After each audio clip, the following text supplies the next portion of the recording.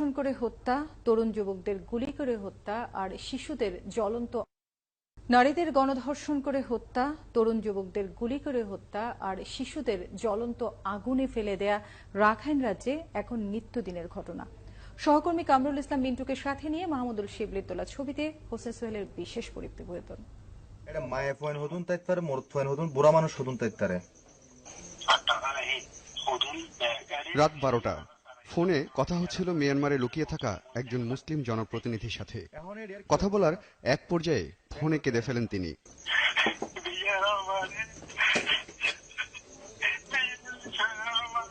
সে যেটা বলতে চাইছে সেটা হচ্ছে এখানকার নির্যাতনের চিত্র সে তুলে ধরলো। সে এখানে যারা মেয়েরা আছে, বিশেষ করে মেয়েদেরকে ধর্ষণ করা হয়, ধর্ষণ করে তারপর তাদেরকে চিড়ে ফেলা হয়, বিভিন্ন ছুরিকাঘাত করে তাদেরকে পরে মেরে ফেলে নাফ নদীতে ফেলে দেওয়া হয়। মিয়ানমার থেকে পালিয়ে আসা নারীরা ভালো নেই টেকনাফেও।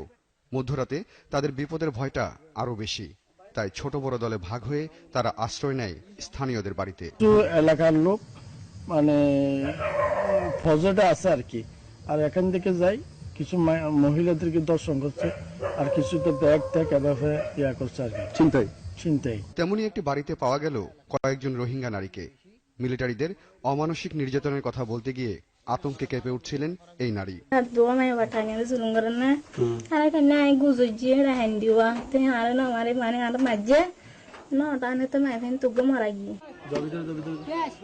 রাত পেরিয়ে সকালে হোয়াইকং ইউনিয়নের আরেক বাড়িতে দেখা মেলে আশ্রয় নেওয়া আরো কিছু রোহিঙ্গা সদস্যদের। এখানেও ভয় আর নিরাপত্তাহীনতা যেন তাদের পিছু ছাড়ছে না।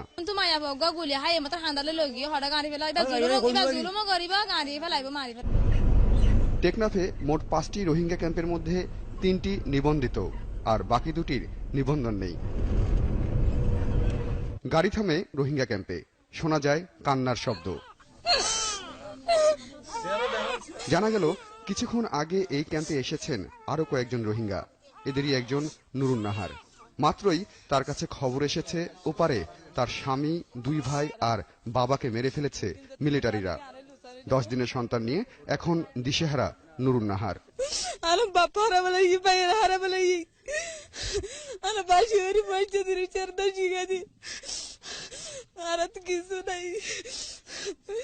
মার বেড়ে তো নেলা নেলা এরেন দিলেন দিলাম হাড়ি বেলায় গুলি মারছে দখল বেশি জুলুম করছি মায়া বন্ধরে।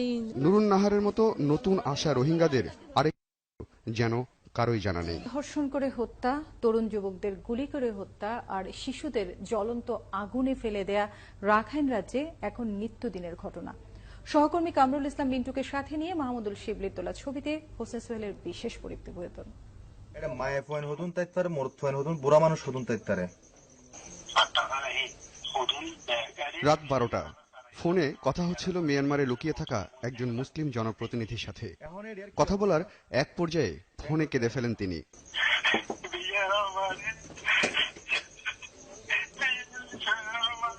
সে যেটা বলতে চাইছে সেটা হচ্ছে এখানকার নির্যাতনের চিত্র সে তুলে ধরলো। সে এখানে যারা মেয়েরা আছে, বিশেষ করে মেয়েদেরকে ধর্ষণ করা হয়, ধর্ষণ করে তারপর তাদেরকে চিড়ে ফেলা হয়, বিভিন্ন ছুরিকাঘাত করে তাদেরকে পরে মেরে ফেলে নাফ নদীতে ফেলে দেওয়া হয়। মিয়ানমার থেকে পালিয়ে আসা নারীরা ভালো নেই টেকনাফেও।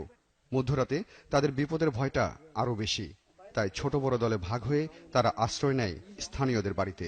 এলাকার লোক মানে ফজটা আছে আর কি, আর এখান থেকে যাই কিছু মহিলাদেরকে দর্শন করছে, আর কিছু তো ব্যাগ ট্যাগ এভাবে ইয়া করছে আর কি, চিন্তাই।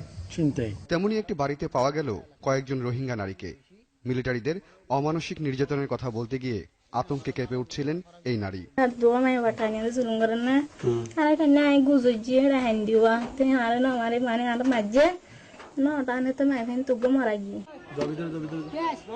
রাত পেরিয়ে সকালে হোয়াইকং ইউনিয়নের আরেক বাড়িতে দেখা মেলে আশ্রয় নেওয়া আরো কিছু রোহিঙ্গা সদস্যদের।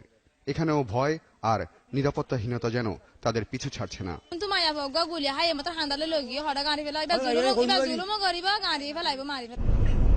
টেকনাফে মোট 5টি রোহিঙ্গা ক্যাম্পের মধ্যে 3টি নিবন্ধিত আর বাকি 2টির নিবন্ধন নেই। গাড়ি থামে রোহিঙ্গা ক্যাম্পে, শোনা যায় কান্নার শব্দ। জানা গেল কিছুক্ষণ আগে এই ক্যাম্পে এসেছেন আরো কয়েকজন রোহিঙ্গা। এদেরই একজন নুরুন নাহার। মাত্রই তার কাছে খবর এসেছে ওপারে তার স্বামী, 2 ভাই আর বাবাকে মেরে ফেলেছে মিলিটারিরা। 10 দিনের সন্তান নিয়ে এখন দিশেহারা নুরুন নাহার।